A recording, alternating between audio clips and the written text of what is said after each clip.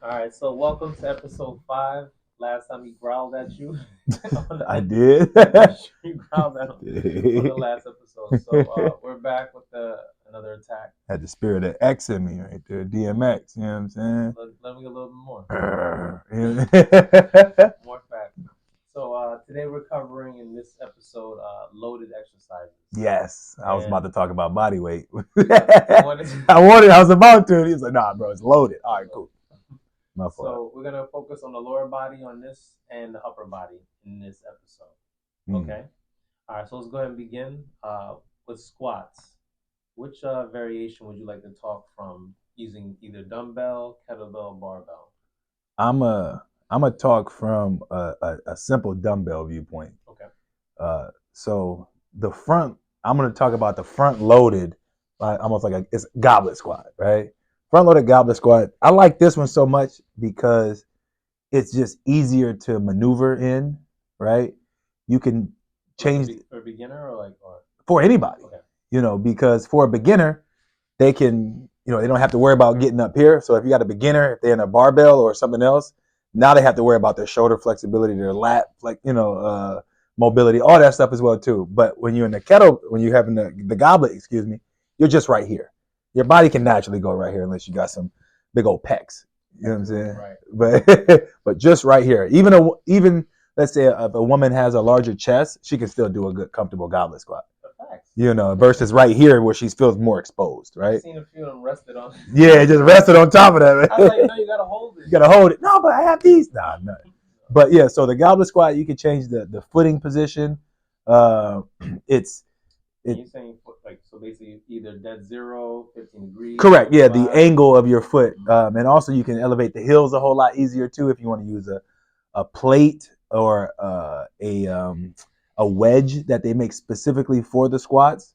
And a reason they put that wedge or anytime you elevate the heels is because look at this guy with the good questions over here. It's a few reasons. It could be a lack of mobility in the ankle. It could be a lack of mobility in the hips, knees, and ankle. So if you're not addressing your ankle right away, that is the best way to get started with it. Elevate your heels. Boom. Yep. And then that's gonna help you go through that squat a whole lot smoother. So I really like, and especially if like me, I have a lot of herniated discs. So for me, I'll back squat, but I'll still feel the discs almost. But when I front squat, even if I hold it up here, just like the goblet, but just with a straight bar, I still feel more comfortable. It feels like my body's in more of a center alignment. Yeah, versus something else. So I appreciate him too. So that's why I think anyone that has any herniated disc or anything with the spine, it's important that you guys utilize the goblet squat. And he talked about dumbbell, but the same thing can happen with the kettlebell. Yes. So you can hold the kettlebell just like this. Mm-hmm. I also like the front rack hold. So you got 2 kettlebells in your hand and still front squat. And this is for my MMA people, anyone boxing, keeping the elbow to rib cage, so get that strengthened up. You don't end up like oh boy and how Tank Davis did him. That's an old fight, but it's the only one I can think of right now. He's not gonna watch this. He does though at some point. I had your back, Ryan. Yeah.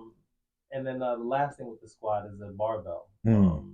I tend to use the front hold as opposed to putting it on your back. Yeah. So I like doing front squats. Okay. I like the loading on the shoulder and as well as getting the abdominal work from it too. So that's a different variation. If you don't like loading on your spine, you can load up on your shoulders here. Mm-hmm. There's plenty of variations you can hold the barbell, whatever makes you feel comfortable. Get them boulder shoulders. I would say out of 10 times you squat, you should probably do it once or twice back squat. Out of 10. One to 2 out of 10 times.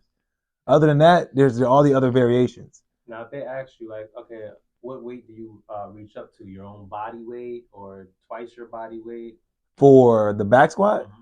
So, this is a crazy question. It's a good question. Like, I always start people off with way less than their body weight. So half their weight. Maybe even a quarter of their weight. Okay. With just the bar. Just the bar, all right. It depending on how much the person weighs, then I'll even use like one of those like curl bars. Or I'll just use or like they have the straight bars that are just, you can use them for warming up. If somebody's really deconditioned, I'll start with one of those. But just to get them here, because it is good to be right here. So it is good to open that front portion up. Right. You'll get that stretch in all those different muscles. But again, to do it for prolonged periods of time and just over and over and over, that's what I said about, 2 times out of 10. And then I know I've met a lot of professional athletes who say they don't even back squat at all. Of course, you know what I'm saying? Herniated. Yeah, they like, nah, I'm good. I don't even mess with it. So you come off of a spine injury like that, mm-hmm. you look at the barbell differently. You're like, ooh. You said squat? Yeah, it's like watching those videos of people on skyscrapers with no cords or nothing. They like video recording it and they be like hanging off and stuff. You just be like, whoa, yee. Anyways. So it's like I've seen these two guys biking. I know it's opposite of what we're talking about, but they were going through this tunnel with this much clearance in their helmet. One of them head goes. Wait, was they white?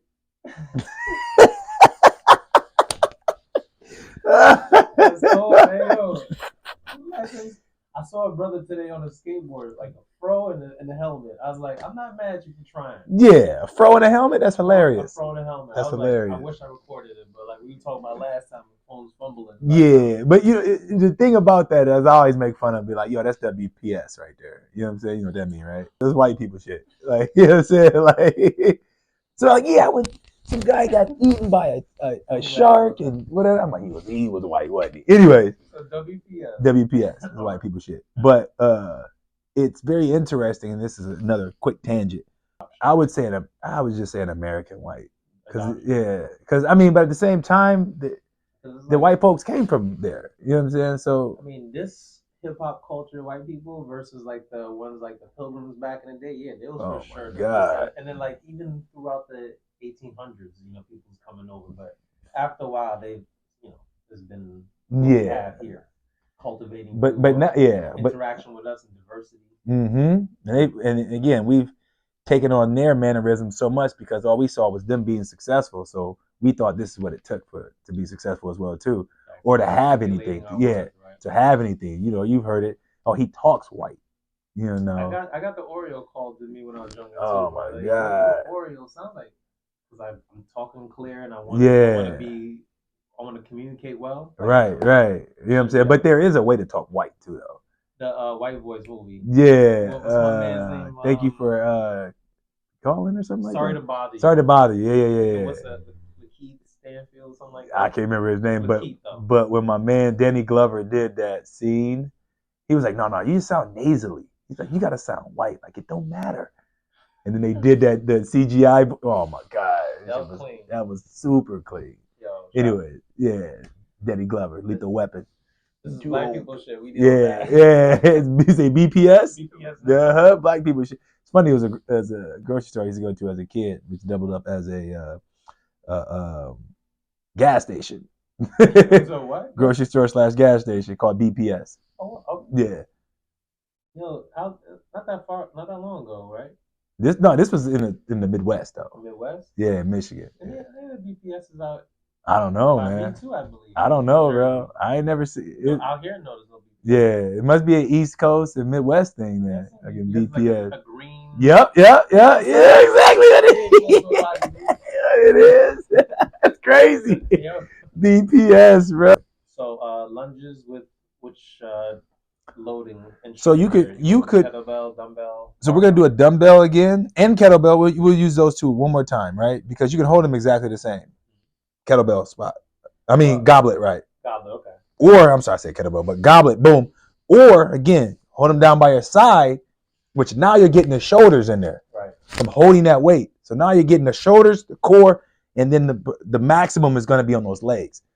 So getting that the free weight / that kettlebell movement from the holding it in those positions in the lunge, it's just a phenomenal movement, man. And you say you did last episode, you said you did 10 minutes of lunges. Yeah. Was it loaded like that? No, it was loaded on the back. Oh, with the curl bar. Yeah, with the curl bar. Yeah. That was not fun. Loading exercise. Yeah, so I actually did it both ways before. So I did it with the here and then I did it with the dumbbells too. Okay. They both brutal, man. The dumbbells felt more comfortable though. I'm gonna say as much to you, and A few of my clients will be like, "Yeah, Rick, why you gave us this cue? Because you said just hold it to the side." I tell them to hold it out away from their armpit. No, because if I say hold it to your side, some people would just be up in here like this. Like, Yeah. living like this. Yeah. But if you hold it out a little bit, you get some more medial. It's almost like you flexing, like you trying to. If you ever competed, you be on stage and you kind of flex a little bit. So it's like that, but very minutely. And you, like you said, that medial delt will be turned on. Yeah. I've been watching it Twitch too, and like clients know. So that's great point. Now with the kettlebell, I've used where like we go under the legs for like a sport specific. We did that. It's funny. I'm gonna say this real quick. We did that in our workout today for our group classes. We have with the kettlebell. So you go through, you go down one, just like dribbling basketball. And I learned that from my homie Luis Guzman, who is a genius when it comes to movement science. He's like an FMS specialist. It's insane. Shout out to my boy Luis.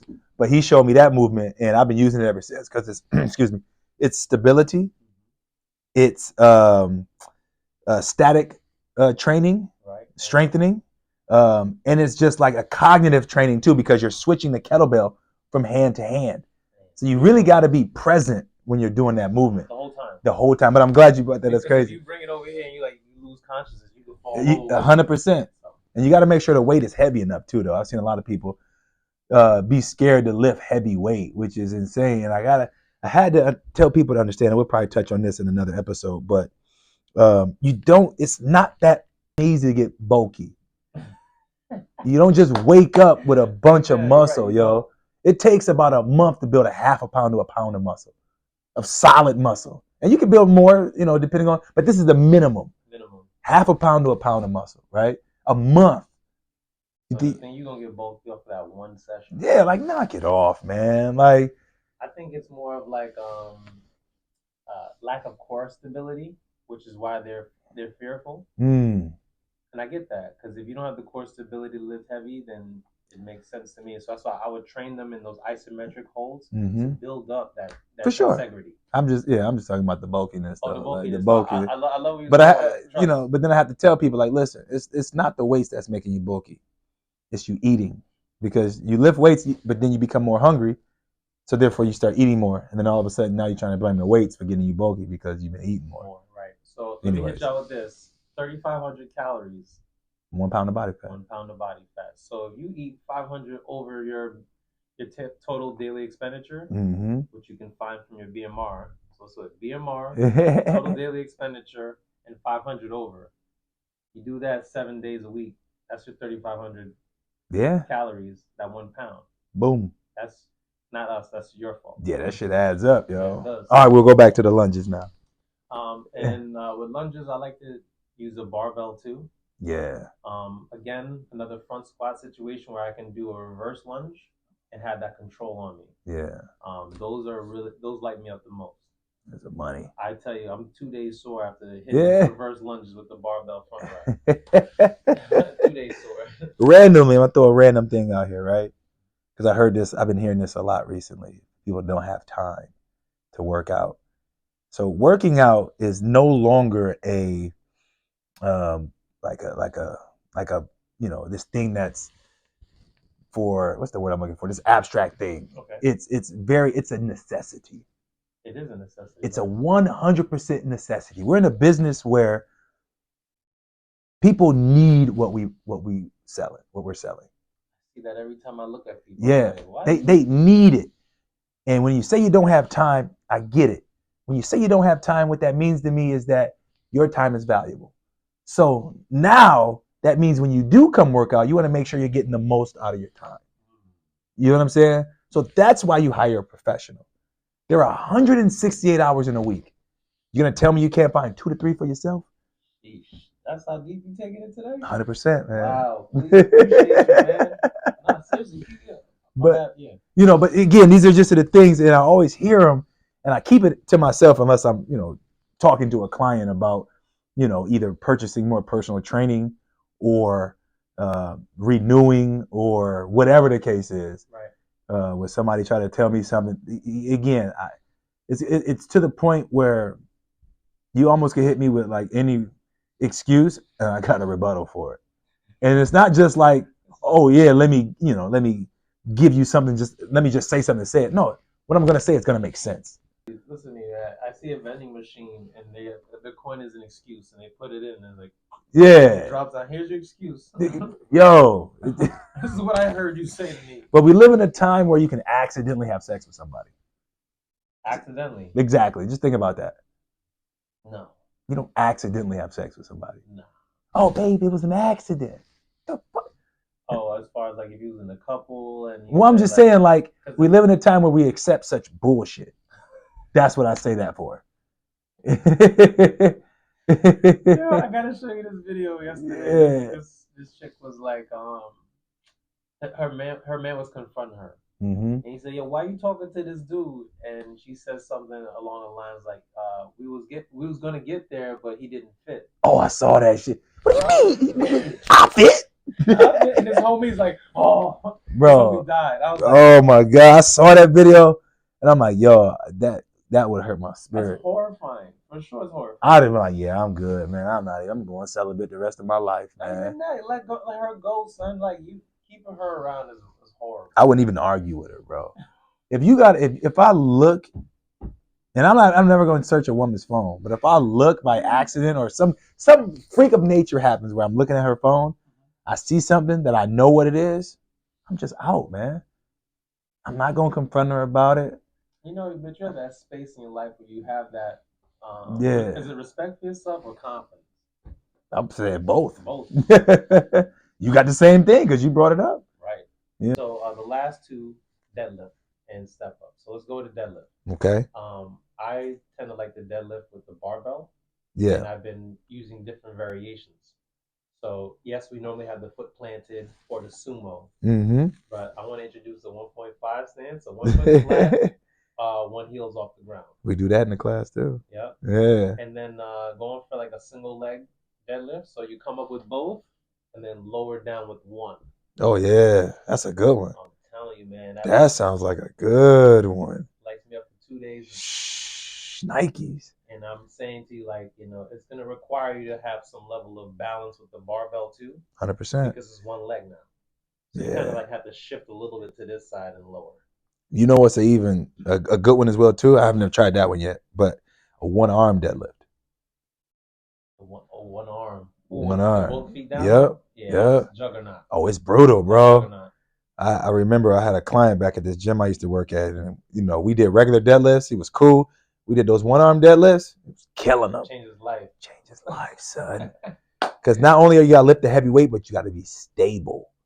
And you find out more about your core stability.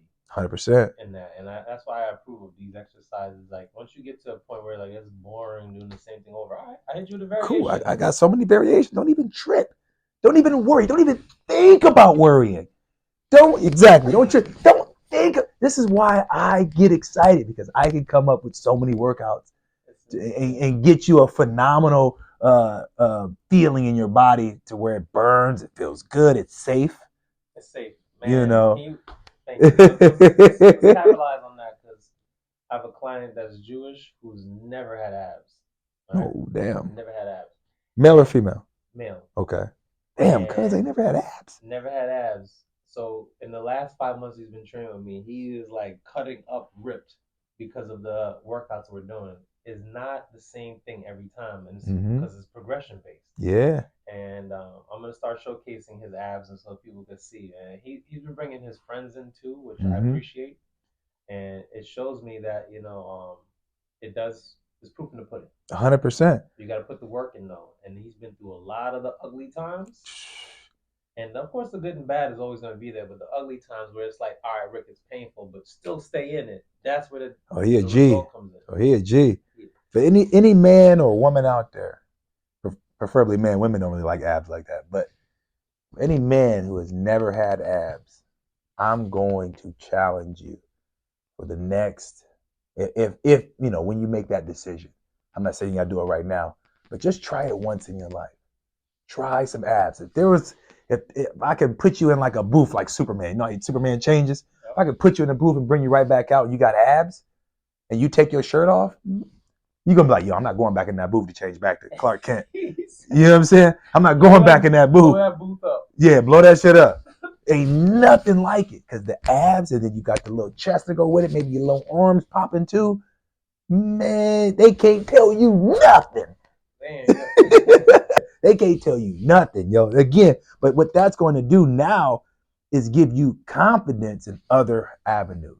Not saying the physical appearance is the main thing we're searching for, but it is such a benefit. It's such a perk to look good, feel good, perform good.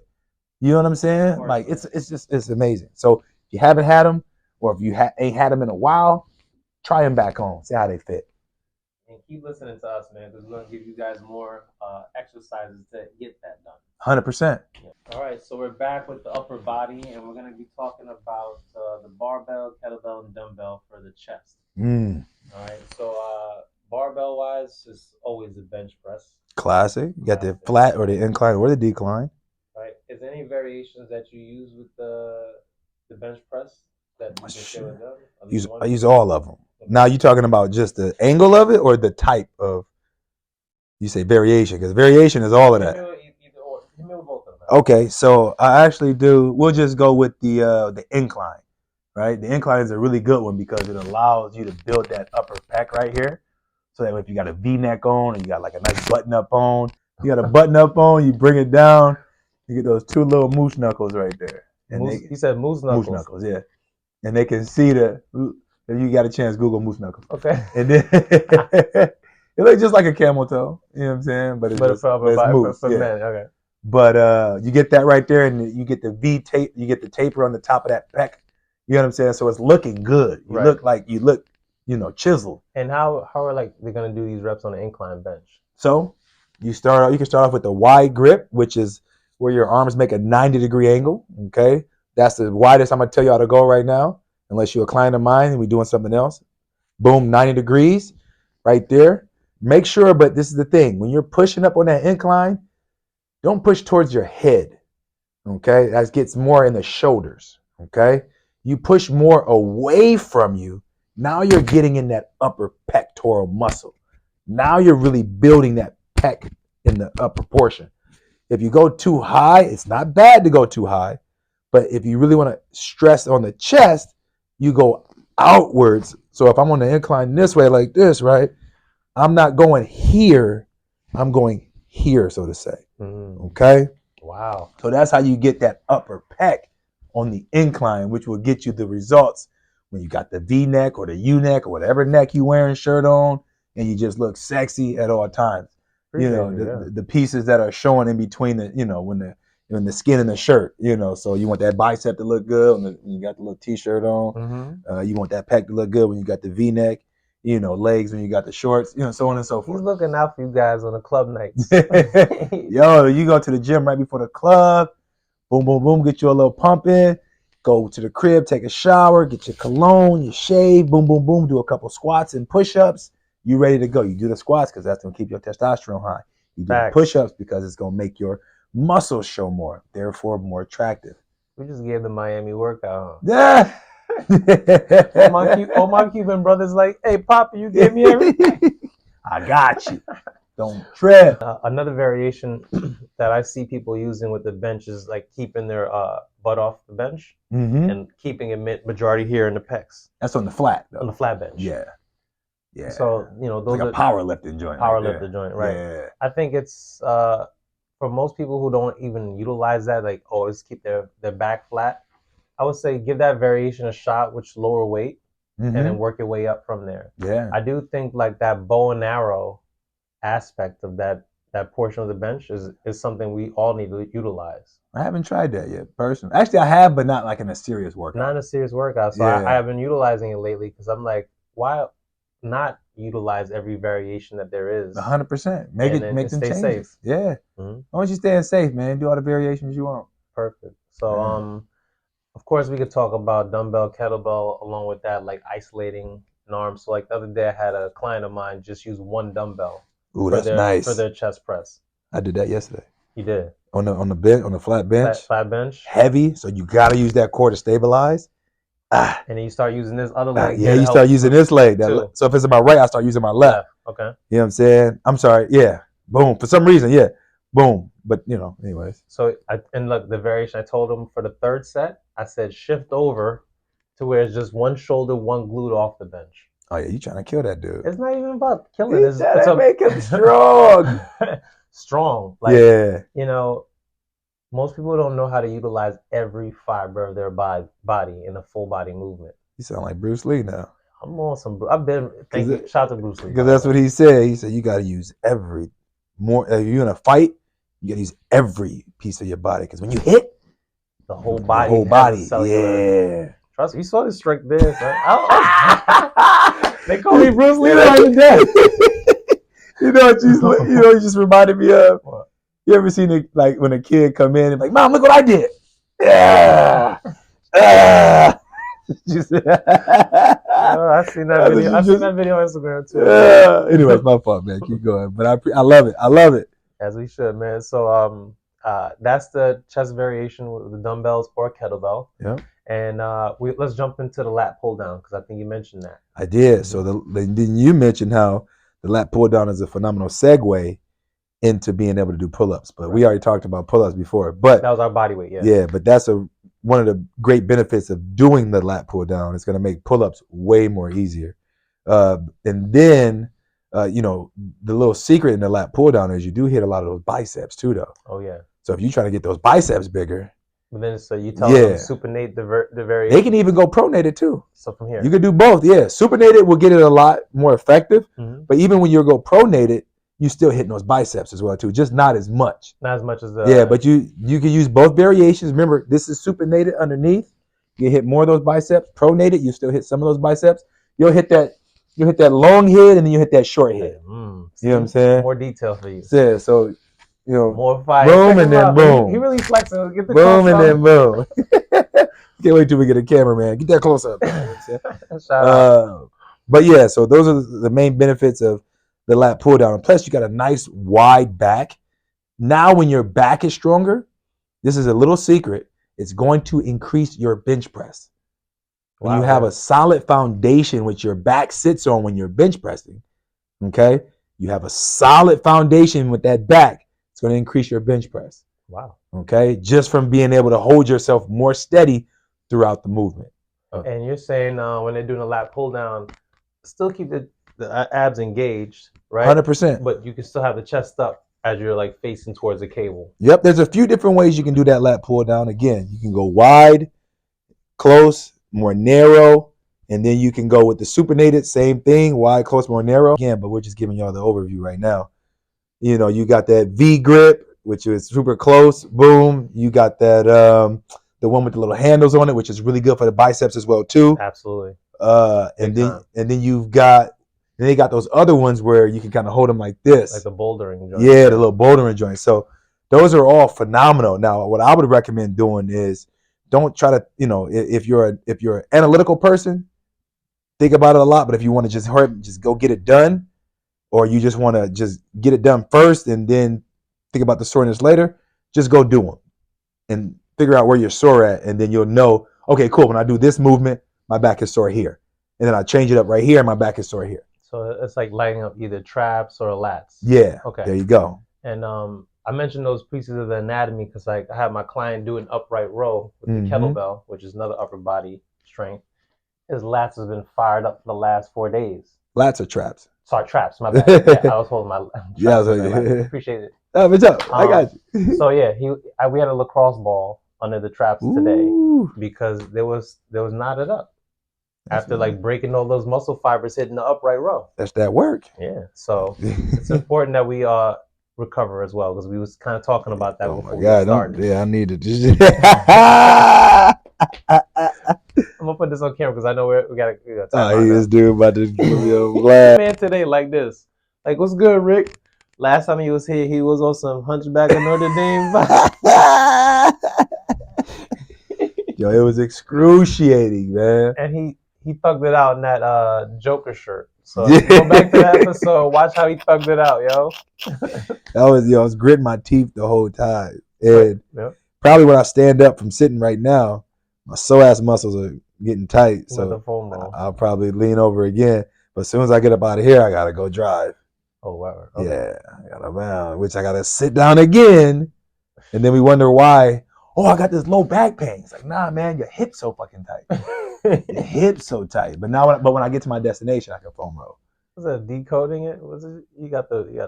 I can't even think of the word for that. What? Like you just figured out the hack Yeah, to what it is. What's going that's on what it with is. It's that low back. I tell people, I'm like, they're like, oh man, my low back. I gotta need some muscle relax. I'm like, no, bro, you need to roll your hips out. You need a massage in your hips. You need to stretch your hips. Get those hips, and your low back that pain will dissipate. It will go away. Trust me. More for this when we get to the recovery status here. Yeah. You know what I mean? Recovery episode. Mm-hmm. All right. So appreciate you, brother.